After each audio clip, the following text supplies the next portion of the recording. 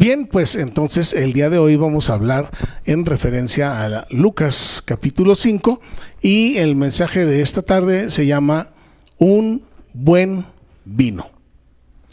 Un buen vino. Y me gustaría hacerles una pregunta el día de hoy. ¿Qué piensan ustedes? ¿Que vale más el vino o la botella donde viene el vino? ¿Qué piensan ustedes? Yo pienso que es el vino, pero hay quien puede pensar que vale más el frasco. La cuestión es que el vino es lo que le da la razón de ser a la botella, al empaque.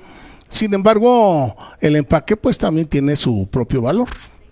Pero sabemos que lo que más vale pues es lo que está en el interior y no el empaque. Pero si se te rompe el vidrio, ya quedó. Sí, por supuesto. O sea, se necesitan mutuamente, los dos tienen un cierto valor. El otro día estaba viendo en las noticias una noticia muy, no sé cómo llamarlo, ustedes me ayudarán. Por eso les dije que me gustaría hacerles una pregunta. Estaban hablando acerca de los grandes restaurantes, de los grandes antros. Antes le llamábamos cantinas, ¿verdad? Y estaban diciendo que en esos lugares las botellas, después de utilizarlas, las vuelven a guardar en sus cajas y se las venden a alguien que no es de la misma empresa de donde el producto que compraron. Con los perfumes también hacen lo mismo. Aquí en la zona plateada hay un lugar en donde hay un letrero donde dice se compran frascos de perfume en buenas condiciones. Y entonces, ¿qué es lo que hacen? Con esos envases que venden, se los llevan no a la fábrica, se los llevan a alguna casa, a algún lugar y los vuelven a llenar. Y entonces yo vuelvo con el pensamiento, ¿qué valdrá más ahí en ese caso? ¿El empaque, el frasco o lo que está en el interior? Pues ahí ya las cosas y las condiciones cambiaron, porque ya no les echan un vino original, sino un vino adulterado. Y es un perfume que no es original, es un perfume que está adulterado, está acomodado, sí, es algo chafa. Miren aquí en Lucas, en el capítulo 5, nos encontramos al Señor Jesús hablándonos acerca de estas cosas, de el vino y del envase del vino. Y esto lo encontramos en el capítulo 5 de Lucas, en el verso 37. Y dice así: nadie echa vino nuevo en odres viejos. Nadie echa vino nuevo en contenedores viejos. De otra manera, el vino nuevo romperá los contenedores y se derramará, y los odres se perderán, y junto con los odres, pues también se va a perder el vino. Y luego dice el verso 38, el vino nuevo en contenedores nuevos se ha de echar, y lo uno y lo otro se conservan. Y ninguno que bebe del vino añejo quiere el nuevo, porque dice, pues el añejo está mejor. Aquí el Señor Jesús nos está hablando acerca de un buen vino.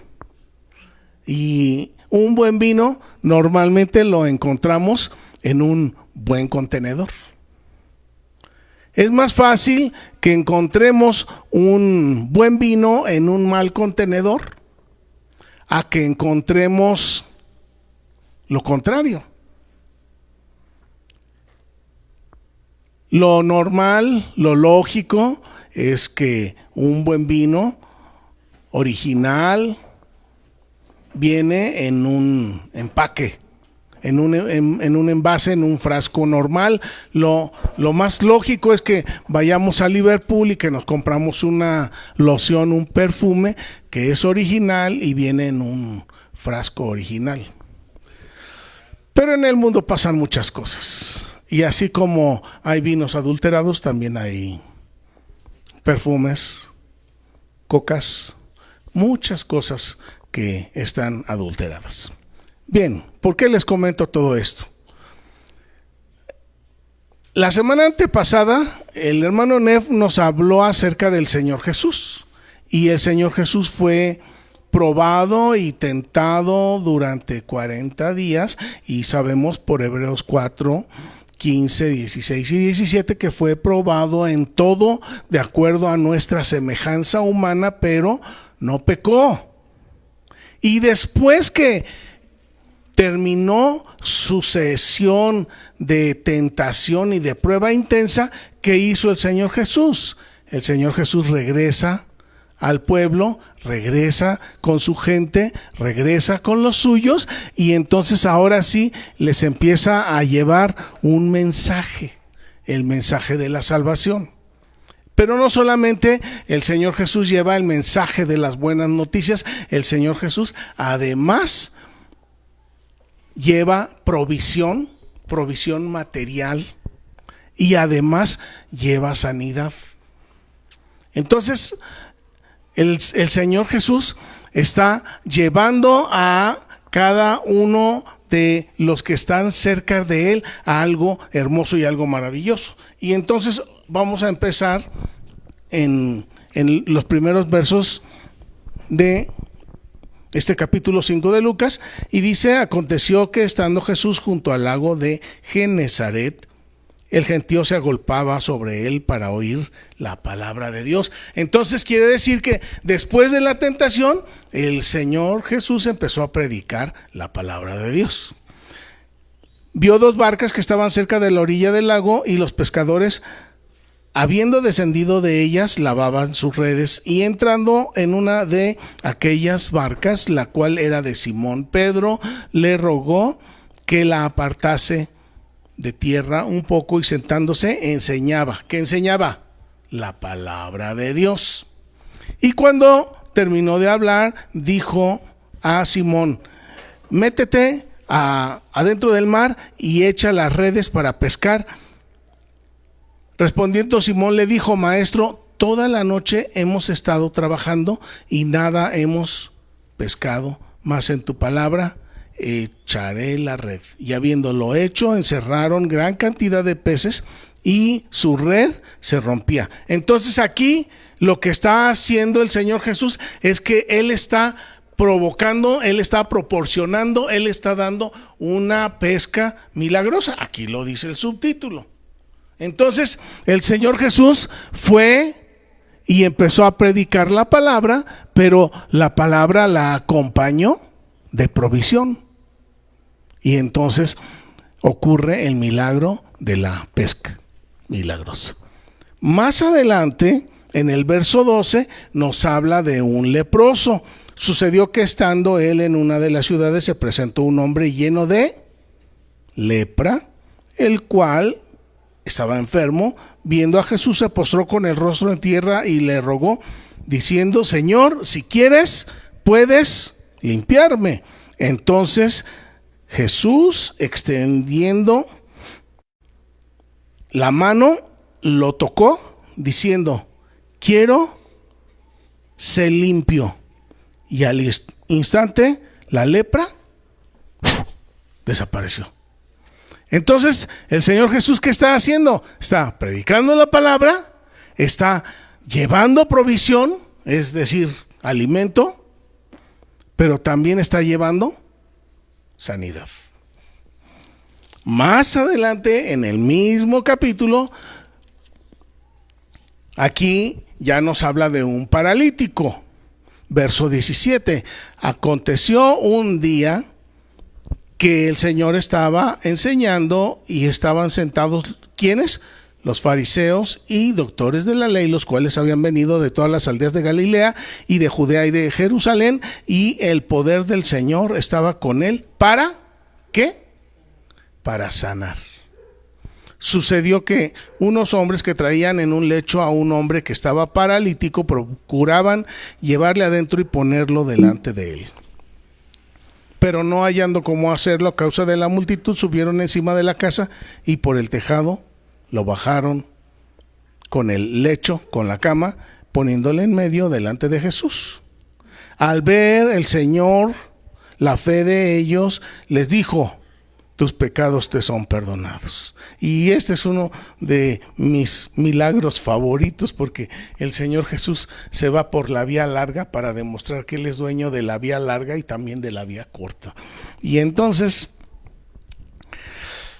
les dice en el verso 21 a los escribas y a los fariseos, cuando comenzaron a cavilar en sus mentes, diciendo: ¿quién es este que habla blasfemias? ¿Quién puede perdonar pecados sino solo Dios? Entonces Jesús, conociendo sus pensamientos, respondió y les dijo: ¿qué cavilan? ¿Qué piensan en su corazón? 23. ¿Qué es más fácil decir? ¿tus pecados te son perdonados? Porque si yo le digo que sus pecados le son perdonados, nadie lo puede comprobar, nadie lo puede demostrar.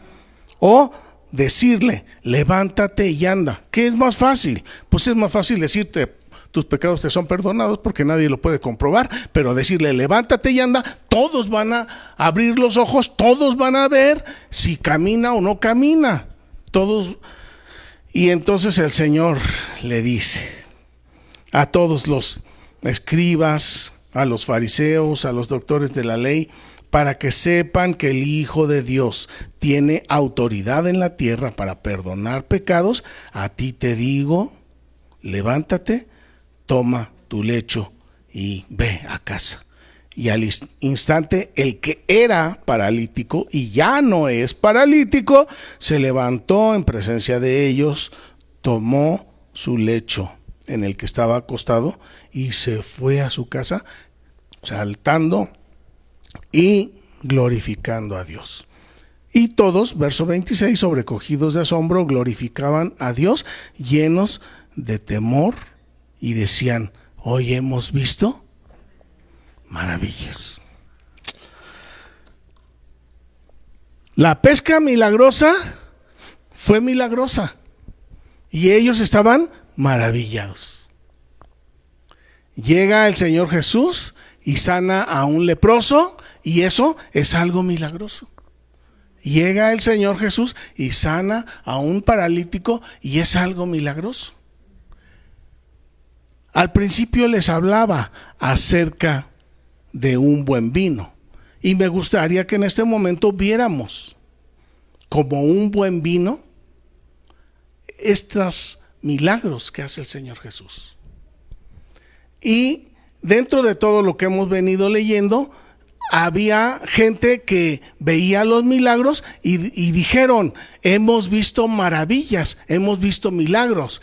Pero había otros que también habían visto los mismos milagros y ellos decían: ¿este quién es? Está loco. De modo que entonces, si pensáramos que el buen vino son las bendiciones de nuestro Señor Jesucristo, su gracia, su amor, su misericordia, ahora faltaría en dónde puede ir contenida esa gracia, esa misericordia, esos milagros, esos favores, esa palabra, esa eternidad. Y al principio lo decíamos: ¿qué vale más, el vino o el empaque? Pues por supuesto que vale más el vino bueno, el vino nuevo.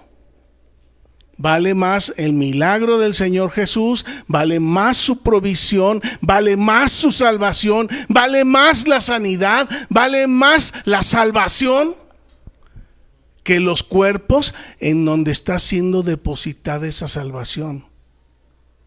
Pero miren, hay cuerpos que sí reciben ese milagro, esa salvación, esa sanidad, esa provisión, y hay cuerpos que no lo reciben.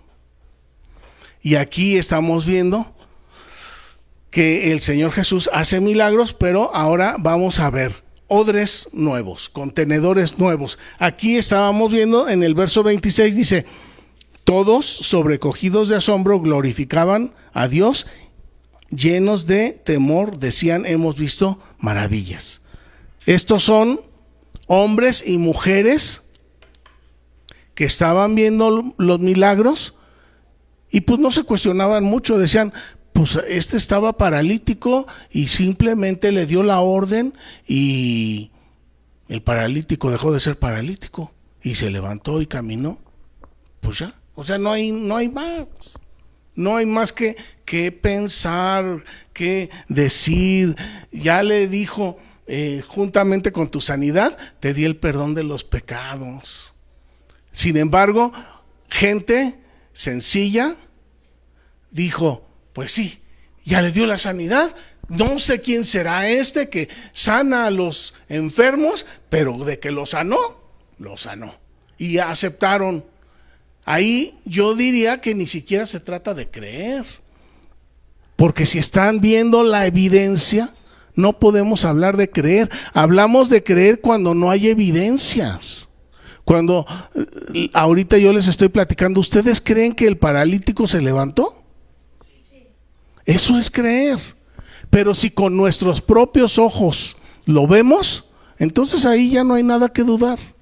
Sin embargo, hay gente que ni viendo las cosas las acepta y las reconoce. ¿Qué significa esto? Que así como los fariseos, así como los doctores de la ley, hay gente que ni viendo los milagros viene a creer en el Señor Jesús. Y hay otros que en cuanto ven el milagro, inmediatamente creen en el Señor Jesús. ¿Qué vale más? ¿El milagro o el contenedor que recibe ese milagro? Por supuesto que el milagro.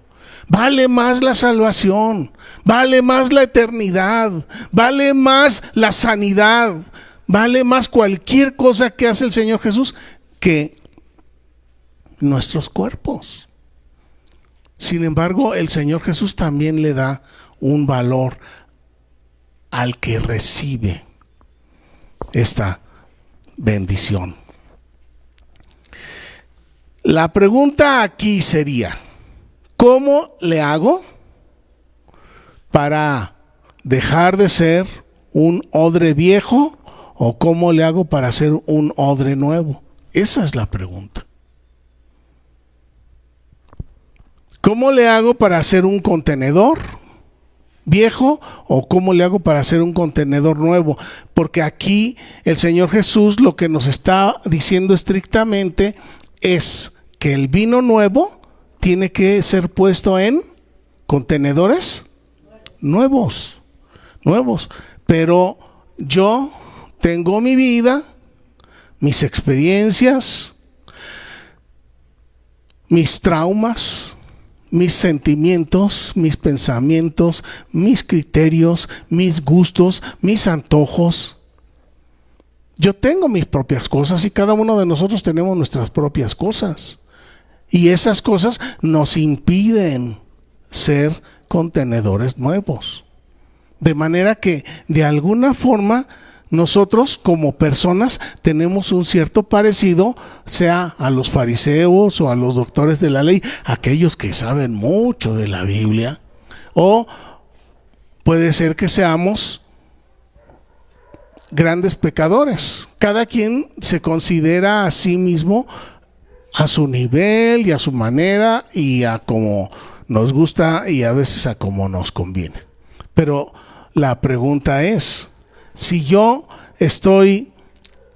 quiero estar cerca del Señor Jesús y si yo estoy recibiendo su amor, su gracia, su misericordia, su eternidad, si yo estoy recibiendo su provisión y si yo estoy recibiendo su sanidad física y espiritual, entonces, ¿cómo le hago para que mi ser sea un contenedor nuevo que reciba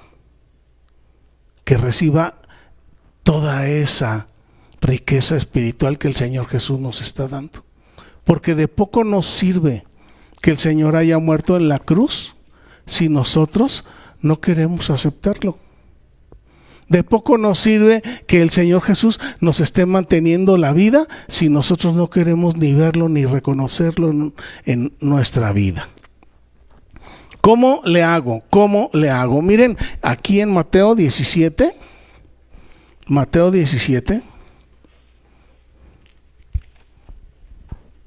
en el verso 20.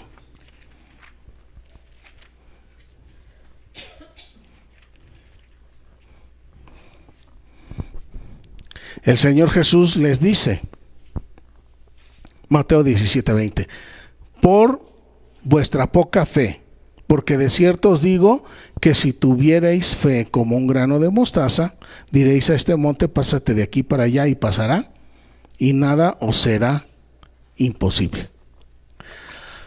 La diferencia esencial entre el odre nuevo y el odre viejo, la diferencia esencial entre Mateo, Leví, publicano, ladrón y los fariseos, ¿cuál era?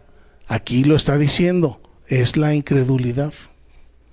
Porque los fariseos y los doctores de la ley veían los milagros. Estaba demostrado claramente ante sus ojos que había un vino nuevo, una bendición nueva, una salvación nueva, y ellos, por sus ideas, la rechazaban. Rechazaban la realidad, es decir, que ellos estaban sometidos a una red de mentiras que ¿quién formó? Ellos mismos. Pero el Señor Jesús, aún las redes de mentiras, Él las quiere deshacer. ¿Por qué? Porque Él quiere poner milagros, Él quiere poner bendiciones, Él quiere poner eternidad, pero en gente que no padezca incredulidad, en gente que haga a un lado sus pensamientos y que simplemente se deje llevar por las evidencias. ¿Será mucho pedir? El no negar los hechos, sino dejarnos llevar por las evidencias. Es cierto que aquí estamos. Y estamos de pie, y estamos con salud, y estamos con todo lo necesario para desarrollar nuestra vida gracias al Señor Jesús. Solamente alguien que está ciego, alguien que quiere absolutamente negar el poder del Señor Jesús, es alguien que dice, no, pues yo nací por accidente y por accidente me voy a morir. Pero sabemos que Dios es el que determina que hoy estemos con vida. Y si nuestro corazón cree en el Señor Jesús, entonces somos odres nuevos. El odre nuevo necesariamente es alguien que cree ciegamente en el Señor Jesús. Y miren aquí mismo, en el siguiente verso, el verso 21, termina el Señor Jesús diciéndole, este género no sale sino con oración y con ayuno. ¿A cuál género se está refiriendo? Se está refiriendo, sí, por supuesto, a los espíritus malignos, pero también se está refiriendo a las adversidades, también se está refiriendo a los problemas, a las dificultades, a las necesidades, a los conflictos, a tantísimas situaciones a través de las cuales pasamos en nuestra existencia, y que muchas veces las adversidades son como olas que nos ahogan, o son como terremotos que terminan destruyéndolo todo. Pero el Señor Jesús dice, esto solamente sale con oración y con ayuno. Un odre nuevo puede recibir las bendiciones de Dios, la salvación de nuestro Señor Jesucristo, la gracia y la misericordia de nuestro Señor Jesucristo, pero para que esas bendiciones, para que esa salvación, para que ese vino nuevo llegue al odre nuevo, ¿qué es lo que necesitamos de acuerdo a este verso?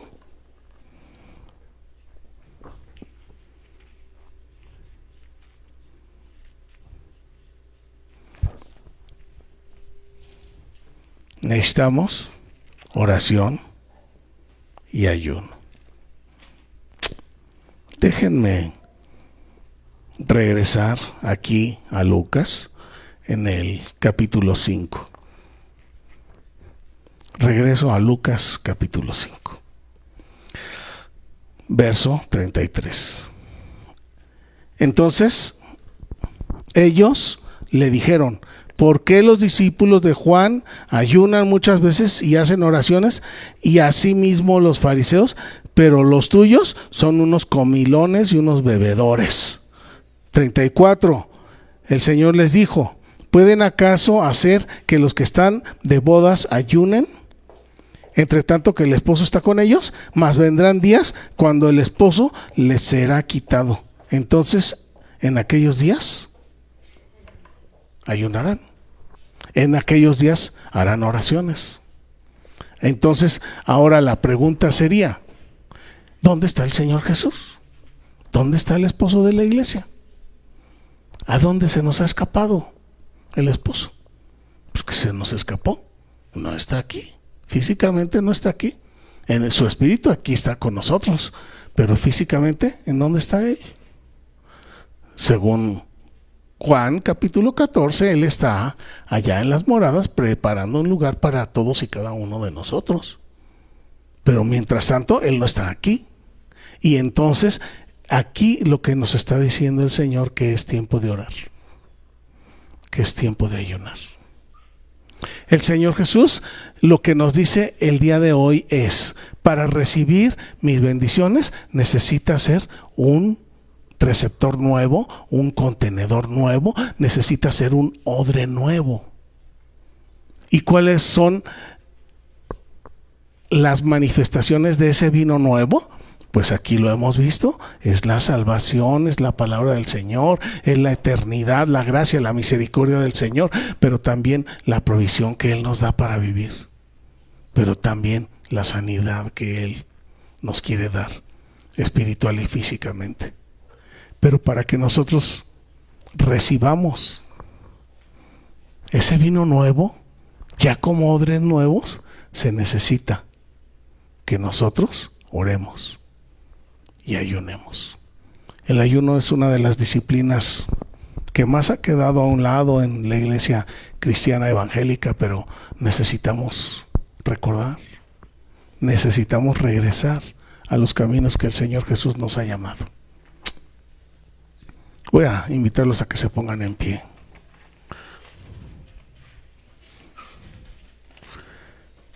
En muchos lugares siempre se habla del vino nuevo. Siempre queremos vino nuevo. Siempre queremos el Espíritu Santo. Siempre queremos las bendiciones de Dios. Pero no nos ponemos a pensar si nosotros somos contenedores dignos de recibir esos milagros, esa provisión del Señor, esa sanidad. Yo los invito a que lo pensemos. El Señor Jesús, después de que fue probado y fue tentado, Él anduvo ofreciendo la palabra de salud, de sanidad. El Señor Jesús dio provisión a los suyos y provisión de alimento, y dio sanidad a los que amaba. A nosotros el Señor Jesús nos ama. Pero ¿será nuestra actitud como la de los fariseos? ¿O la de los escribas? ¿O la de los doctores de la ley? Con razón el Señor Jesús les dijo: los ladrones y las rameras van delante de ustedes a la salvación. ¿Por qué? Porque el Señor Jesús busca corazones dispuestos a recibir la vida eterna. El Señor Jesús busca corazones dispuestos a creer. El Señor Jesús busca corazones dispuestos a obedecer sus palabras. El Señor Jesús busca corazones dispuestos a orar y hombres y mujeres dispuestos a ayunar para estar en comunión con Él. Padre, gracias te damos. Gracias porque nuestro Señor Jesús, en palabras bien simples y bien sencillas, nos enseña las profundidades de nuestra vida espiritual. Señor, a cada uno de nosotros nos conoces.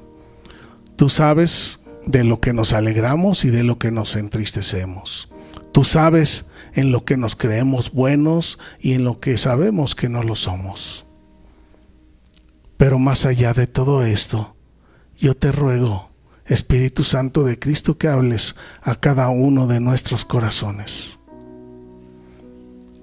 Si nuestra actitud es como la de los fariseos, revélanos, Espíritu de Cristo, para que seamos humildes, para que seamos sencillos, para que reconozcamos que nada merecemos y que todo es por gracia y por misericordia. Solamente por creer en ti, solamente por obedecerte, solamente por mantenernos en comunión contigo, orando y ayunando. Y Señor, te damos gracias por tantas y tan ricas bendiciones, y la mayor de todas, que tú vives aquí en nuestro corazón.